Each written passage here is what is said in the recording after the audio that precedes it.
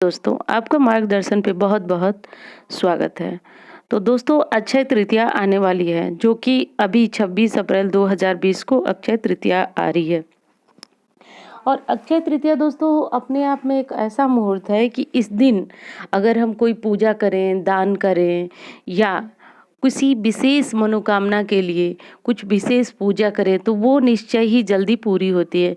यानी कहा जाता है दोस्तों कि लक्ष्मी प्राप्ति के लिए ये धनतेरस की भांति ही बहुत उपयोगी मुहूर्त है। यानी जैसे हम लोग दिवाली में धनतेरस की पूजा करते हैं और उस दिन बड़े विधिवत माता लक्ष्मी को प्रसन्न करने की, कुबेर को प्रसन्न करने की कोशिश करते हैं।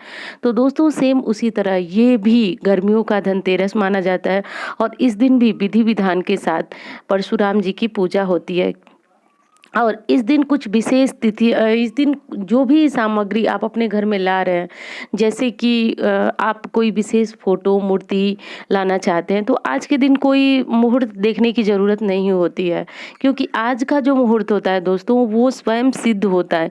यानी आज के दिन लाई हुई वस्तुएँ अपने आप में ही बहुत प्रभावशाली होती है। अगर किसी यंत्र को आज लाना है, तो आज का दिन विशेष शुभ है दोस्तों। वैसे आप आम तौर पे जो यंत्र लाते हैं उसकी स्थापित करने के लिए आप ब्राह्मण को बुलाते हैं। तो अगर नहीं बुला सकते हैं तो आज का दिन काफ़ी अच्छा है।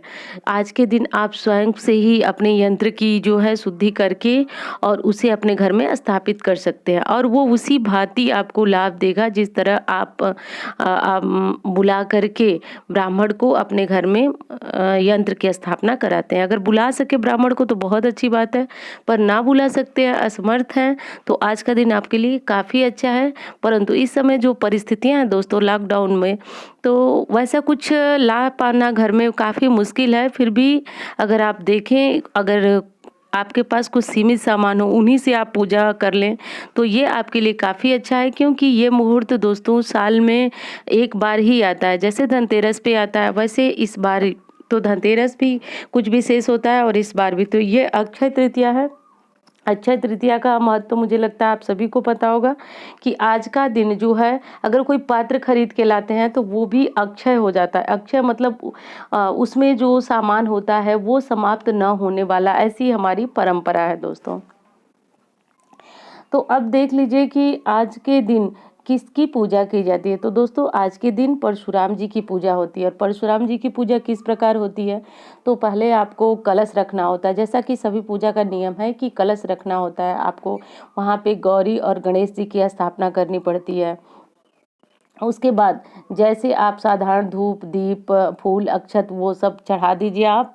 और चढ़ाने के बाद आप कुछ भोग लगा दीजिए, फल मिले तो अच्छी बात है।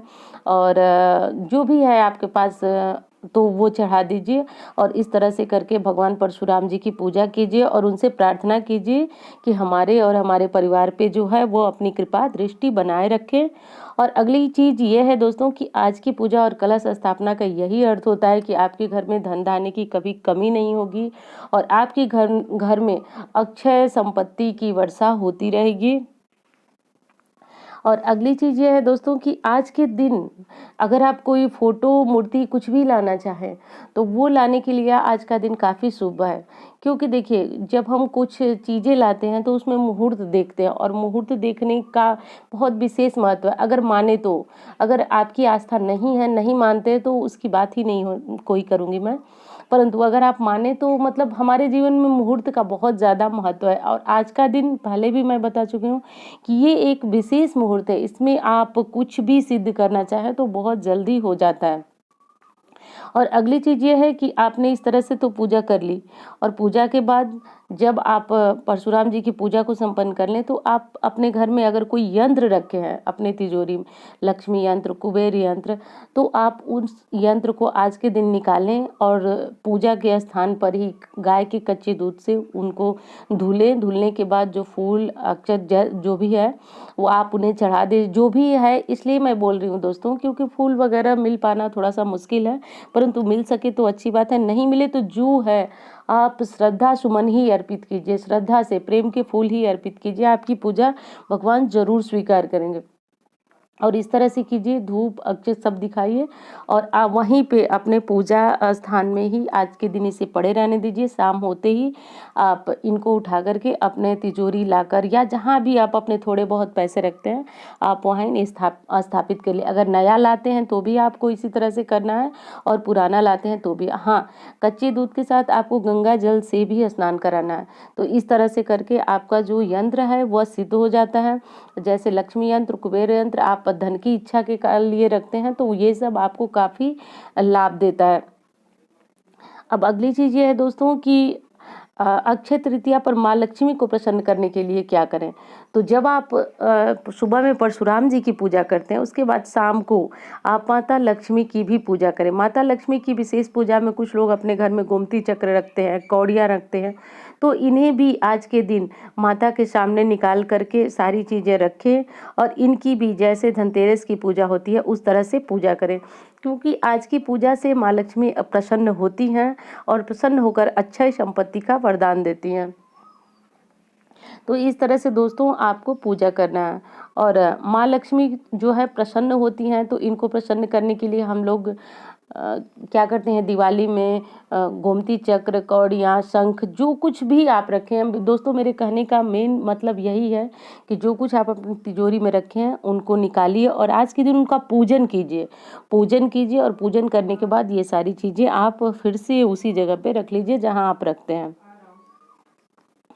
अब अगली चीज़ ये है कि किसी भी रिश्ते में प्यार एवं मधुरता बनाए रखने के लिए कुछ आसान उपाय। तो दोस्तों देखिए, आजकल बहुत सारे रिश्तों में कड़वाहट बढ़ती जा रही है, खासतौर से पति पत्नी का रिश्ता जो हो रहा है वह जो नव दंपति हैं उनके बीच भी बहुत ज़्यादा खटास रहने लगी है। तो इन्हीं को दूर करने के लिए दोस्तों आज के दिन एक बहुत अच्छा उपाय है जिन्हें करके आप अपने जीवन को सुखमय बना सकते हैं। तो आज के दिन दोस्तों जैसा कि आप इस समय देख रहे हैं स्क्रीन पे, तो भगवान भोलेनाथ को आप क्या करें, मंदिर में जा कर के और कच्चा घड़ा, जो मिट्टी का घड़ा आता है उसको ब्राह्मण लोग लगाते हैं भगवान भोलेनाथ पे और घड़े में एक सुराख कर दिया जाता है। उसी सुराख में एक छोटी सी बत्ती रुई की डाल दी जाती है जिससे टप टप करके शिवलिंग पे पानी टपकता है। तो आप पंडित जी से मिल करके, अभी वीडियो मैं काफ़ी पहले दे रही हूँ, तो आप चाहें तो धनतेरस के दिन पंडित जी से मिल करके ये चीज़ें कर सकते हैं। और ये घड़ा जो रखवाने का इंतज़ाम है आप स्वयं करें। अगर इस तरह से करेंगे दोस्तों तो आपके रिश्ते में भी प्यार एवं मधुरता बनी रहती है। ये उपाय खास तौर से पति पत्नी करें तो ये उनका रिश्ता जो है वह टूट हो जाता है और आपस में सामंजस्य रखने लगता है। मतलब जैसे कि अक्सर जो झगड़े होते हैं वो गलतफहमी की वजह से होते हैं या दूरियां बढ़ती जाती हैं। तो इन सब को दूर करने के लिए दोस्तों आज का शुभ मुहूर्त बहुत अच्छा है। आज चाहें तो आप ये उपाय करके अपने जीवन को सुखमय बना सकते हैं। और देखिए, बार बार धन हानि हो रही है, नुकसान हो रहा है आपका और जैसे कि मतलब बहुत ज़्यादा बीमारियां हैं और लग रहा है आपको कि बीमारियों से आप परेशान हैं और काफ़ी ज़्यादा पैसा आपका जो है वो नुकसान हो रहा है, पैसा आपका जा रहा है। तो उसके लिए क्या करना है दोस्तों, तो आज के दिन आप बीमारी से बचने के लिए और धन हानि से बचने के लिए आज के दिन आप कुछ चीज़ों का दान करें। जैसे वो कौन सी चीज़ें हैं दोस्तों, देखिए इस समय लॉकडाउन चल रहा है, अगर इस समय आप दान करना चाहते हैं तो आप बहुत से भूखे लोग मिल जाएंगे आपको, जिनको आप भरपेट भोजन कराएंगे तो जाहिर सी बात है आपको काफ़ी पुण्य होगा। ये चीज़ें कीजिए। और आज के दिन हमारे शास्त्रों में माना जाता है कि पानी से युक्त मतलब पानी वाली चीज़ें आज दान करने से बहुत काफ़ी फ़ायदा होता है। जैसे आप कहीं घड़े वगैरह पानी से भरवा के रखवा लीजिए, जिनको प्याऊ बोला जाता है वो रखवा दीजिए आप किसी छाया वाली स्थान में। जितने राहगीर आकर के और उस घड़े का, उस मटके का पानी पिएंगे वो आपके लिए काफ़ी अच्छा और फ़ायदेमंद होगा। यानी देखिए, बहुत से लोग पुण्य के चक्कर में नहीं पड़ते हैं, यानी वो सोचते हैं कि पुण्य लेकर के क्या करना है हमें, अभी तो पुण्य की कोई आवश्यकता नहीं, अभी तो हमें नौकरी करना है। मतलब ये आवश्यकता तो सबको होती है, बस अपने अपने सोच की बात है। अगर पुण्य आपका नहीं रहेगा, आपको पुण्य नहीं मिलेगा किसी चीज़ का, तो आपका भाग्योदय कैसे होगा, और भाग्योदय नहीं होगा तो आप अपने जीवन में आगे नहीं बढ़ेंगे। तो आप अगर कर सकें तो ये सारी चीज़ें, कोई बाध्यता नहीं है कि सबको करना है और सबको करना ही है, परंतु जो लोग सामर्थ्यवान है कर सकें वो ये पानी का इंतजाम कर लें। और जो उससे भी अधिक सामर्थ्यवान है अगर दान करना चाहते हैं तो वह कूलर वगैरह का भी कर सकते हैं। और नहीं कर सकते हैं, जो बहुत कम में करना चाहते हैं, तो वो पंखे का जो हाथ वाला पंखा झला जाता है वो चीज़ें भी आप दान कर सकते हैं। ये चीज़ें दान करने का दोस्तों शास्त्रों में विशेष महत्व बताया गया है कि आज के दिन इन चीज़ों का दान करने से जो है व्यक्ति को अक्षय पुण्य की प्राप्ति होती है, यानी कभी न समाप्त होने वाली पुण्य की प्राप्ति होती है।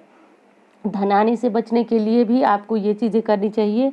और अगली चीज़ है कि आज के दिन धन हानि से बचने के लिए आपको भगवान शिव के मंदिर में जाना चाहिए। वहाँ पे आपको नारियल चढ़ाना चाहिए, उन्हें नारियल चढ़ा करके विधिवत उनकी पूजा करनी चाहिए, उनसे प्रार्थना करनी चाहिए कि हे प्रभु, आप महामृत्युंजय हैं, हमारे कष्ट को दूर करें, रोग को दूर करें, और जो रोग पे बेकार में पैसे जा रहे हैं उन्हें हमारे जीवन से समाप्त कीजिए, यानी हमारे जीवन में खुशहाली लाइए। रोग बीमारियां हे भगवान जो है वो उन्हें समाप्त कीजिए। तो आज के दिन जो आप पूजा कर रहे हैं, जो प्रार्थना कर रहे हैं दोस्तों, तो वो आपके जीवन में मतलब बहुत ज़्यादा सुख और शांति लाने वाली हैं। तो कहने का मतलब यही है दोस्तों कि ये सारे उपाय आप कर लें। और अगली चीज़ ये है कि अगर लॉकडाउन की वजह से मंदिर नहीं खुल पा रहे हैं, आसपास कोई छोटा बड़ा मंदिर आपको नहीं दिख रहा है, तो कोई परेशान होने वाली बात नहीं है। जो मैंने ये नारियल वाला उपाय बताया, आप वो घर में फोटो मूर्ति के सामने भी वो चीज़ें कर सकते हैं, ये चीज़ें भी कर लें। और अगली बात यह है दोस्तों कि आज के दिन कुछ ऐसी चीज़ है जिन्हें आपको अपने घर में नहीं लाना चाहिए। तो ये वीडियो जो है मैं काफ़ी पहले दे रही हूँ, तो आप इन बात का ध्यान रखिए। और एक दिन अगर वो चीज़ नहीं लाएंगे आपके घर में तो कोई नुकसान नहीं होगा, क्योंकि आपको पहले से ही अगर जानकारी। आज के दिन दोस्तों दवाइयाँ अपने घर में न लाइए।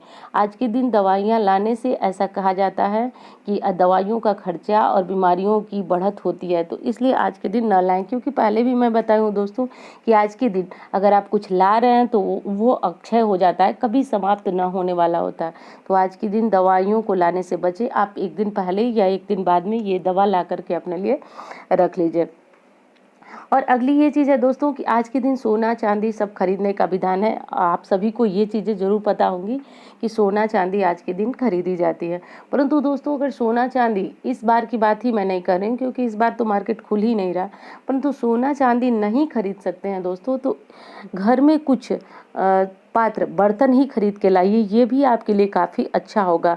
ये बर्तन भी आपकी शुभता को बढ़ाने में काफ़ी फ़ायदेमंद होता है। जैसे पहले के समय में हमने देखा है दोस्तों कि लोग जो अनाज वगैरह रखने वाले ड्रम होते हैं वो आज के दिन ही खरीद के लाते थे, और उसमें मुट्ठी भर अनाज आज के दिन ही उस पे पूजा का स्वास्तिक बनाया जाता था और आज के दिन ही रख लिया जाता था उसमें अनाज करके। और ऐसा बड़े बुजुर्ग बताते थे कि आज के दिन जो पात्र आया है वो अक्षय होता है, मतलब काफ़ी अच्छा माना जाता था कि इसमें रखा गया अनाज भंडार हमारा कभी समाप्त नहीं होता है। तो हम वो भंडार नहीं ला सकते हैं, तो अपने लिए कुछ छोटा बड़े ज़रूरत की जो बर्तन हो, कुछ सामान हो, वो ला सकते हैं।